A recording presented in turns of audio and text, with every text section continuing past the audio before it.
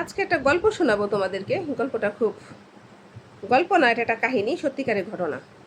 তো মেয়েটা বলছে আমাকে যে আপনি আমার কাহিনীটা প্রচার করবেন, যাতে আমার মতো ভুক্তভোগী কোনো মেয়ে না হয়, কোনো নারী না হয়। এই কথাটা আমি চাই আপনার মাধ্যমে আরও কিছু মেয়ে এটা জানতে পারুক, বা যদি শেয়ার হয় তাহলে হাজার হাজার মানুষ জানতে পারুক। কারণ আমি চাই যে এই ঘটনাটা অনেক অনেক মানুষের উপকার আসবে, ছেলে এবং মেয়ে অনেকে। তো যে মহিলাটা আমাকে এই ঘটনাটা বলছে, তার দুইটা বেবি, দুইটা মেয়ে। তো ওনার হাজব্যান্ড ওনাকে ছাইড়া অনেক দিন আগে চলে গেছে, উনি হিন্দু।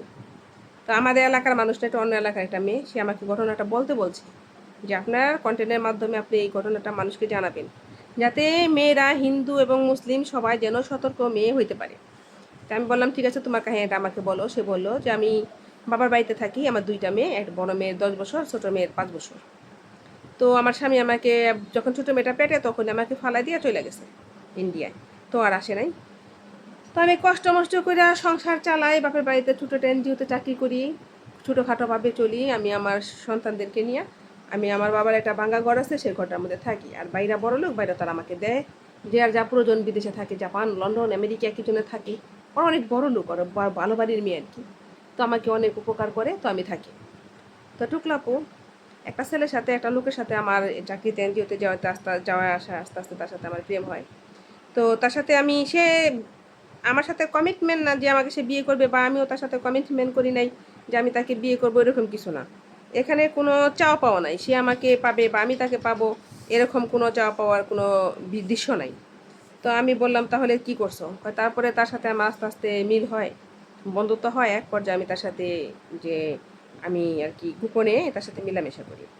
তো মেলামেশা করার পরে আমি তাকে অবশ্যই পদ্ধতি নিতে বলছি, সে নেয় নাই। তো তার সাথে ঘুরতে ফিরতে যাইতে আসতে তো আমি এক সময়তে কনসিভ করি আর কি, আমার বেবি আসে পেটে। তো আমি অনেক কিছু করি, ওষুধ টষুধ খাই, তারপরেও যেমন বেবিটা আইসা পড়ে। তো তারপরে আমি তাকে জানাই, যখন 3-4 মাস হয়ে যায় তাকে আমি বলি যে আমার তো, আমি তো কনসিভ করে গেছি, আমার তো বেবি হবে পেটে, তো আমি এটা কী করবো? তো উনি আমাকে বললো এটা আমার সাথে হয় না, অন্য কারোর সাথে হয়েছে, তুমি যেখানে পারো যা খুঁজে তাই করো, আমি জানি না। তা আমি বললাম তাহলে আপনি আমাকে বিয়ে করেন, আমি কিন্তু মানুষ ডাকবো। তো সে বলে দেখো আমার কোনো আশা জানা, আমি বলবো আমি করি নাই। তো হইলে পরে ডিএনএ টেস্ট করাইবা, যদি আমার হয় তাহলে আমি বাচ্চা নিব, বাচ্চা সে নিবে, আমাকে নিবে না। তো পড়লাম বিপদে। আমি বললাম তারপরে কি করলা? তারপরে যেমন আমার এক পাশের বাড়ির আছে এক বান্ধবী বন্ধু আছে মুসলমান। তো ওই লোকও তো মুসলমান, তো ওই লোকটাকে আমি বললাম যে এই কাহিনী করছে। এখন আমি তো বিয়ে করতে চাইতেছি না, এটা যে কোনো একটা উপায় কিছু করতে বলতেছি, এখন হসপিটালে যে একটা ব্যবস্থা করতে বলতেছি, তাও করতেছে না।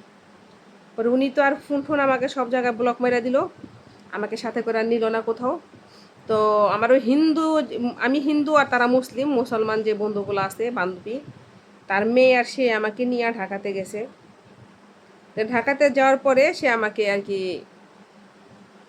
একটা হসপিটালে নিয়ে যায়, নাম বলবো না, সেখানে আশেপাশে অনেক এরকম পাওয়া যায়, আমাকে নিয়ে আমাকে খালাস করে। তো খালাস করে ঠিক আছে, কিন্তু সে বলছে যে আর যদি জীবন এরকম করি তাহলে সে আমাকে মাফ করবে না। তো এখন আমার কথা হচ্ছে আপা, আমি কি এটা আমার মেয়েদের জীবনের জন্য, আমি যদি এই কথাটা আমার ভাই বোন বাড়ির সবাই জানতো তাহলে কি করতো? আমাকে বাসা থেকে বাইর করে দিত।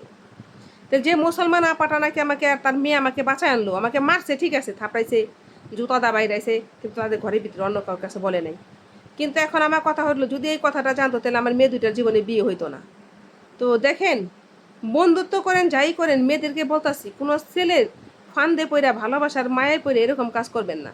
তো এই মহিলা কিন্তু যথেষ্ট কষ্ট পাইছে, ওইটা যে সে পেটে থেকে বাইর করছে, ফালাইছে, তার মানে তার কিন্তু বহু কষ্ট হয়েছে, বুঝছেন? সে কিন্তু অনেক কষ্ট পাইছে, অনেক ভুক্তভোগী হয়েছে।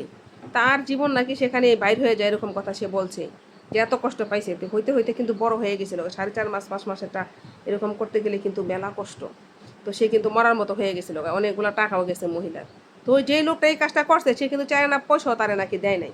আর যে বাড়িতে থেকে নাকি তারা নিয়ে গেছে তারা কিছু দিছে, আর সে কিছু দিছে দিয়া তারে তার মেয়ে দুইটার মুখের দিকে চায়, তারা বাঁচায় আনছে।